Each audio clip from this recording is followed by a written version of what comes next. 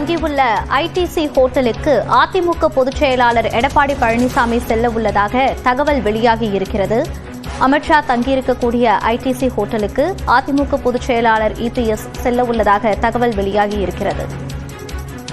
EPS வீட்டிலிருந்து தற்போது செல்ல உள்ளதாக தகவல் வெளியாகி இருக்கிறது. இதுகுறித்த கூடுதல் தகவல்களோடு இணைகிறார் நமது செய்தியாளர் வேல்முருகன். வேல்முருகன், இந்த சந்திப்பு குறித்த விவரங்களை பதிவு பண்ணலாம்.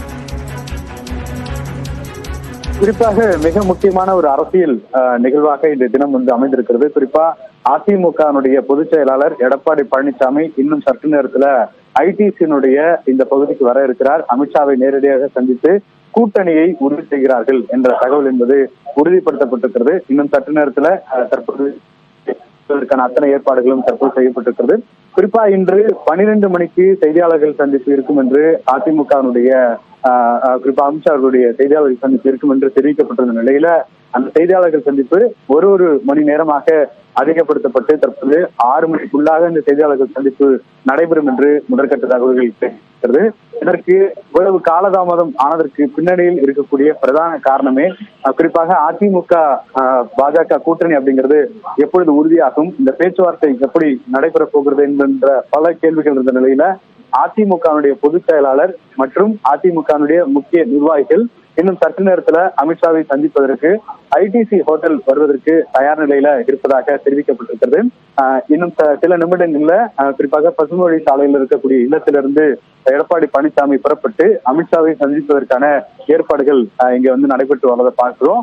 குறிப்பா விழா மேடை தற்போது தயார் நிலையில இருக்கிறது. காலையில நம்ம பார்த்த அந்த பேனர் அப்படிங்கிறது இப்பொழுது குறிப்பாக பாஜகனுடைய கொடியாக இருந்தாலும் கூட தற்போது இன்னும் சற்று நேரத்துல இது தேசிய ஜனநாயக கூட்டணியினுடைய செய்தியாளர் சந்திப்பு அப்படிங்கிறத பிரதிபலிக்கக்கூடிய வகையில தான் இருக்கும்னு தெரிவித்திருக்கிறாங்க. குறிப்பாக பாஜக அதிமுக கூட்டணி அமைய போகிறதா இல்லையா அப்படிங்கிற கேள்வி அப்படிங்கிறது தொடர்ந்து இருந்தது. குறிப்பாக பாஜக தலைவராக தற்போது நயினார் நாகேந்திரன் ஒருமனதாக தேர்வு செய்யப்பட இருக்கிறார்.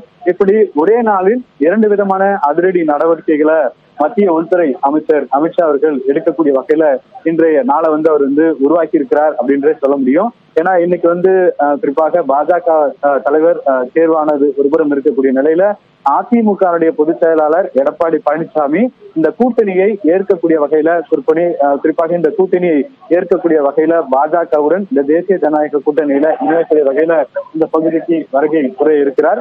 குறிப்பாக இதற்கு பின்னராக அமித்ஷா மற்றும் எடப்பாடி பழனிசாமி ஆகியோருடைய செய்தியாளர்கள் சந்திப்பு இருக்கும்னு தெரிவிக்கப்பட்டிருக்கிறது. அந்த செய்தியாளர் சந்திப்புல குறிப்பாக இந்த கூட்டணி எந்த அளவுக்கு உறுதியாக இருக்கிறது, நாடாளுமன்ற தேர்தலை குறிப்பாக வரக்கூடிய இந்த சட்டமன்ற தேர்தலை எப்படி எதிர்கொள்ளப் போகிறார்கள் உள்ளிட்ட விஷயங்கள் குறித்தெல்லாம் தற்போது பேசப்படும் எதிர்பார்க்கப்படுகிறது. அதிமுக தலைவர்கள் கூடுதலாக வருவார்கள் என்ற காரணத்திற்காக கூடுதலான இருக்கைகளும் போடப்பட்டு வரக்கூடிய காட்சிகளை நம்மளுடைய ஒளிப்பதிவாளர் ஜாஃபர் காண்பித்துக் கொண்டிருக்கிறார்.